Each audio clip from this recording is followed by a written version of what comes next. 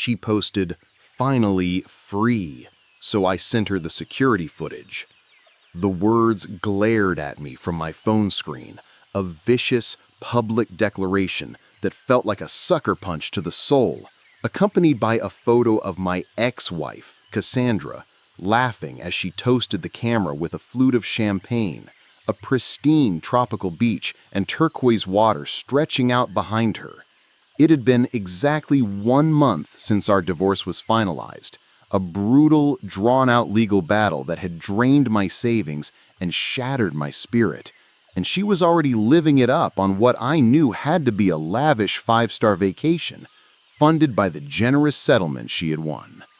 The caption wasn't just a celebration, it was a weapon, a carefully crafted narrative for our entire social circle to see, designed to reinforce her story of being a brave survivor who had finally escaped the clutches of her controlling, emotionally abusive husband, a role she had cast me in without my consent.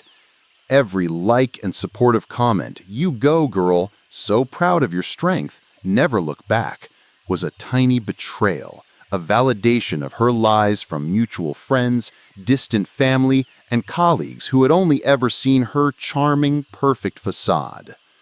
I sat there in the deafening silence of my half-empty apartment, the one I could barely afford after the alimony payments, and felt a fresh wave of the impotent rage and profound injustice that had been my constant companions for the past year. Our marriage hadn't ended. It had been deliberately demolished by Cassandra with the precision of a controlled explosion, and she had ensured she was standing well outside the blast radius when it came down. The final year together was a masterclass in gaslighting and manipulation. She would pick furious fights over nothing, then calmly tell me I was overreacting and being hysterical when I tried to defend myself. She began systematically isolating me from my friends, telling them I was struggling with depression and didn't want to see anyone, while simultaneously whispering to her own circle that she was worried about my volatile temper and unpredictable behavior. The tipping point, the moment I knew I needed to protect myself, was when I came home early from a business trip and found her in our bed with a man I considered a friend, a discovery she met not with guilt, but with cold, defiant anger, blaming my neglect for her actions. After that, her tactics escalated from emotional manipulation to something far more dangerous. She started making vague threats during arguments, saying things like, "No one would believe you if I told them what you're really like," and I realized with a sinking dread that I was utterly vulnerable to any accusation she might choose to level against me. It was my lawyer, a weary but sharp-eyed woman named Mrs. Evans, who had seen it all, who quietly suggested I take steps to protect myself. "In these situations," she said, her voice low and serious across her massive oak desk, "it's often his word against hers, and the court, frankly, tends to err on the side of the woman claiming abuse. You need a witness, even if it's a silent one." Following her advice, I went out and purchased a single, discreet, high-definition security camera. I didn't hide it in the bedroom or the bathroom, that felt invasive and illegal, but instead installed it on a bookshelf in the living room, a central area where most of our interactions occurred, positioning it to look like a simple Bluetooth speaker. I told no one, not a single soul, and the guilt of this secret surveillance ate at me, even as the footage it began to capture revealed a reality completely opposite to the one Cassandra was constructing for the outside world. It captured her screaming at me, her face contorted with a rage I had never provoked, only for her to instantly switch to a sweet, concerned tone the second her phone rang, telling her mother I was having a bad day again. It recorded her throwing a glass against the wall, then calmly telling me to clean it up before I cut myself and did something stupid. But the most chilling footage, the clip that would later become the cornerstone of my defense, was from a Tuesday evening about 3 months before she filed for divorce. I had asked her, for the 3rd time, about a large, unexplained withdrawal from our joint account, and she had flown into a terrifying fury. The camera captured it all in crystal clear audio and video. She walked over to the mantelpiece, picked up a valuable antique vase that had been a wedding gift from her grandmother, and looked at me with a cold, calculating expression. "You never appreciate the beautiful things I bring into this house," she said, her voice eerily calm. Then, with a deliberate, sharp movement, she hurled it onto the tile floor where it exploded into 1,000 pieces. Before the last shard had even settled, her face transformed into a mask of sheer terror, and she frantically dialed her phone, sobbing hysterically to the 911 operator that I was destroying the house and that she was scared for her life, all while I was standing there paralyzed with shock, staring at the wreckage. 20 minutes later, I was in handcuffs in the back of a police car, trying to explain to stoic officers about a camera they had no interest in, while Cassandra gave a statement as the perfect trembling victim.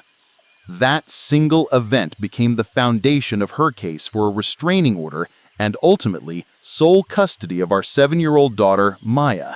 She leveraged the police report, the testimony of the responding officers who had seen a crying woman and a broken vase, to paint a picture of a dangerous, unstable man. The court granted her everything she asked for: the house, primary custody, with heavily supervised visitation for me, and a hefty slice of my income. My world shrank to the 4 walls of a cheap rental apartment, and the agonizing 2-hour visits each week where I had to see my daughter under the watchful eye of a court-appointed supervisor, all while Cassandra played the martyred saint, bravely protecting our child from me. Her social media became a curated gallery of her new life, happy pictures with Maya, nights out with friends, all captioned with veiled references to her newfound peace and safety, a constant public reminder of my defeat and her victory.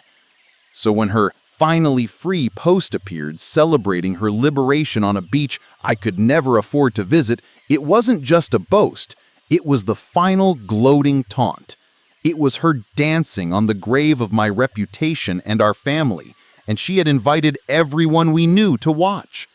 I scrolled through the comments, my stomach churning with a toxic mix of heartbreak and fury, seeing the names of people I'd considered friends offering their unwavering support to my tormentor.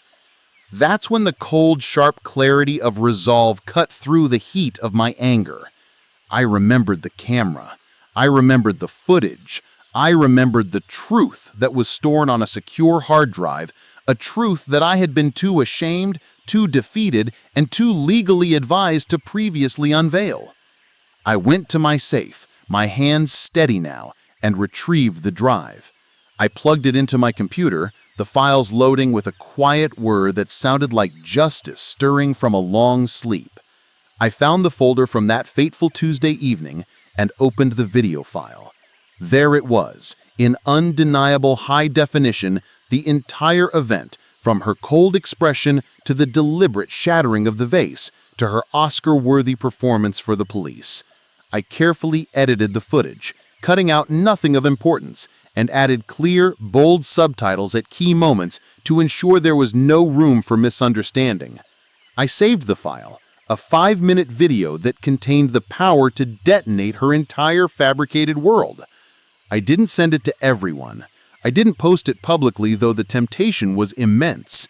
Instead, I went directly to her Instagram post, took a screenshot of her triumphant, finally free declaration, and opened a direct message to her. I attached the video file.